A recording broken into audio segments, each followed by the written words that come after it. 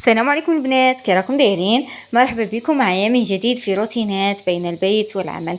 جيتكم بهذه الوصفه تاع الكاطو شباب بزاف وساهل وطري ويذوب في الفم، يعني تقدري تحضريها في اي وقت، في وقت وجيز ومقادير بسيطه. الحاجه الاولى عندك 3 حبات بيض كما راكم تشوفوا. ديري تستعملي الضراب الكهربائي احسن، علاه باش الزيت يدخل في الاخر.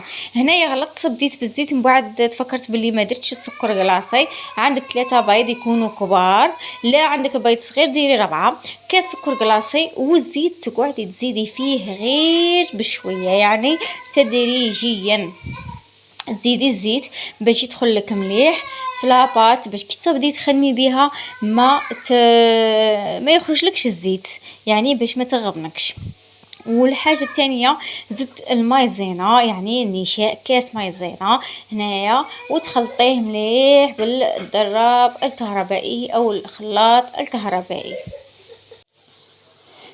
تخلطي المكونات كما قلت لك مليح. سمحوا لي على حس تاع البز، راكم عارفين بدا واش باغي نديرو لهم.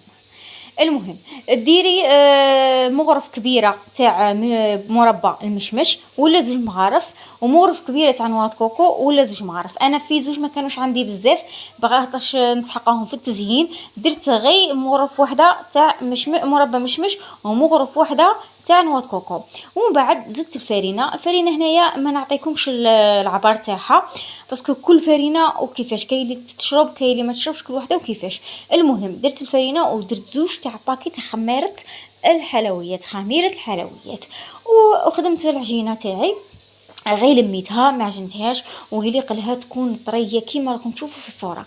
غطيتها بساشي ولا باش ما تيبسليش، هذيك ما ديري لا قشره لا والو، راكم عارفين راه شويه الحموان وبالخف تيبس من فوق.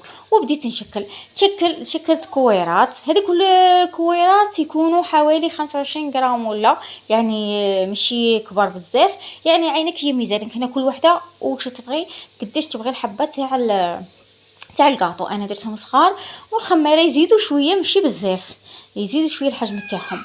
شكلتهم كما راكم تشوفوا حلبوش ورققته من الجوانب ودرته على شكل هلال وحطيته.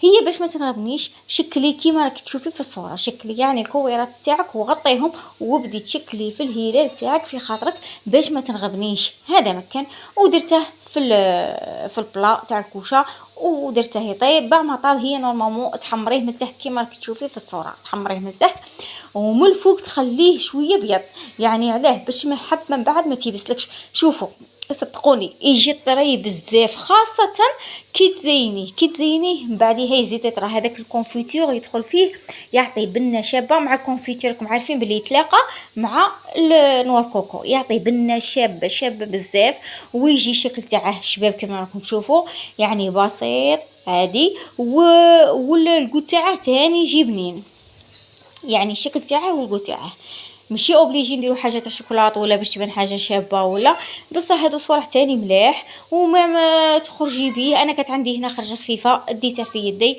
هنا كل وحده، كيما قال لك والراي تاعها. نتمنى ما نكونش طولت عليكم، ونتمنى تعجبكم الوصفه وتجربوها.